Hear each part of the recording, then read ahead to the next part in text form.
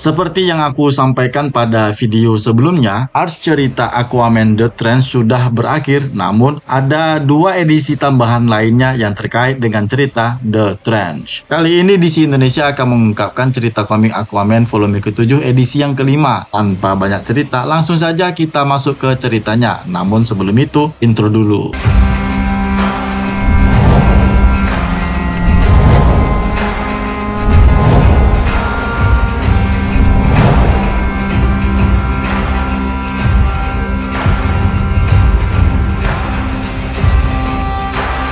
Cerita dibuka dengan menampilkan Aquaman yang terjatuh di tengah gurun. Boom. Nah, ketika dia mendarat, dia menoleh ke kiri dan ke kanan. Dia berada di gurun Sahara. Di saat dia menoleh ke bawah, dia pun berseru, "Oh."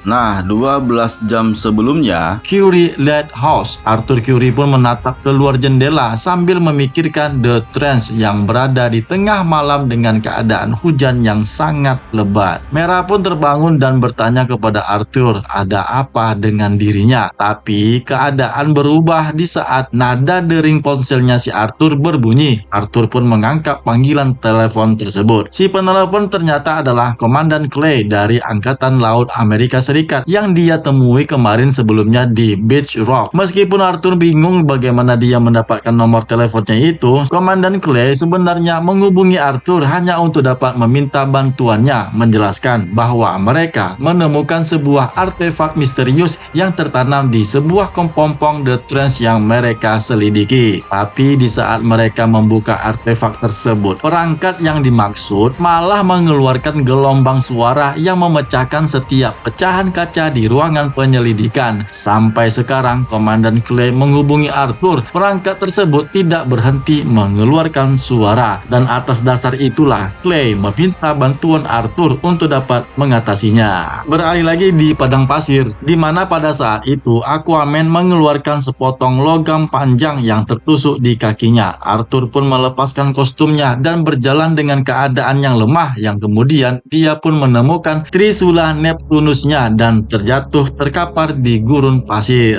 Beberapa jam sebelumnya, Aquaman tiba di pangkalan Angkatan Laut sehingga dapat menyelidiki artefak yang ditemukan oleh tentara Angkatan Laut. Aquaman pun mengatakan perangkat tersebut adalah bagian dari kapal Atlantis kuno dan perangkat tersebut sangat primitif menurut standar Atlantis yang dia ketahui dan hanya digunakan sebelum Atlantis tenggelam. Tiba-tiba ada sekelompok tentara menyerang pangkalan dan mencuri perangkat tersebut. Aquaman sempat mengejar mereka dan meraih bagian di luar pesawat tentara sebelum lepas landas meninggalkan pangkalan. Di padang pasir, Aquaman mendapatkan penglihatan tentang ayahnya, Tom Curry, di mana Tom Curry menyatakan kepada Arthur, air hanya membawa kesakitan dan kesengsaraan bagi keluarga mereka. Namun kemudian Tom Curry menjelaskan meskipun demikian, air itu telah membawakannya ibu Arthur dan ibunya memberinya Arthur. Ketika si Arthur bertanya kepada ayahnya mengapa dia tidak memberitahunya tentang ibunya, Tom menjawab terlalu menyakitkan untuk membicarakannya. Namun dia juga menyatakan Mera akan kembali ke pangkuan Arthur, tapi Tom tidak yakin apa yang akan dilakukan ibunya Arthur untuk menyerahkan tahta Atlantis agar Tom tetap bersama ibunya Arthur. Namun Arthur tidak percaya nih apa yang dikatakan oleh bayangan ayahnya dan menyadari dia sedang berhalusinasi. Akan tetapi Tom Curry memarahi Arthur. Dia menyatakan kepada putranya akan tetap terus berada di daratan karena dia merasa lebih pantas berada di tempat itu. Namun kenyataannya ayahnya tidak pantas berada di manapun. Arthur pun menolak untuk terus mendengarkannya dan menggunakan telepatinya agar bayangan ayahnya yang mengomel itu menjadi menghilang. Namun ternyata satu-satunya makhluk yang merespon telepatinya adalah seekor kadal. Melihat itu, Aquaman pun terus berjalan melewati gurun. Aquaman pun kemudian teringat pada saat dia berada di dinding pesawat yang baru saja menyerang pangkalan militer Angkatan Laut. Ketika tentara mendekatinya, Aquaman menyerang salah satu dari mereka sehingga memecahkan helmnya dan menyebabkan air tumpah dari dalam helm. Aquaman pun terkejut. Dia pun menyadari tentara tersebut adalah orang Atlantian. Di saat itu ada seorang tentara yang lain yang melepaskan tembakan senjatanya ke arah Aquaman sehingga melemparkan tubuhnya keluar dari kapal dan kapal milik pasukan Atlantis itu pun terjatuh. Buam. Sebelum melanjutkan ceritanya, ada baiknya bagi teman-teman yang belum menekan tombol subscribe, ayo dong dukung channel DC Indonesia kita tercinta ini dengan cara menekan tombol subscribe-nya. Kebangkitan DC dimulai dari kalian.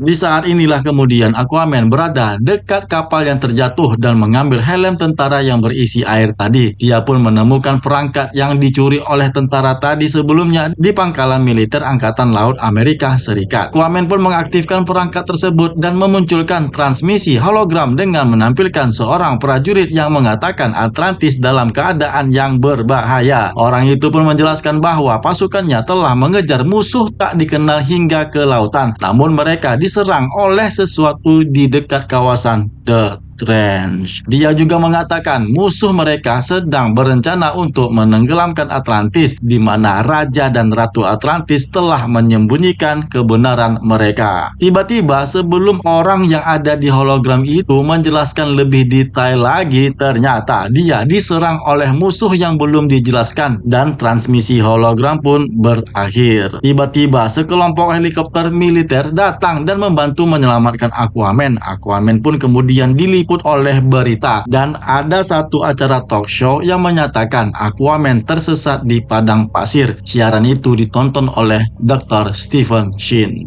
Beberapa saat kemudian, Arthur pun tiba di rumahnya dan menemukan anjingnya sendirian. Dia menemukan sebuah catatan yang ditulis oleh Mera yang menjelaskan dia pergi ke kota untuk membeli makanan anjing mereka. Dan cerita pun berakhir.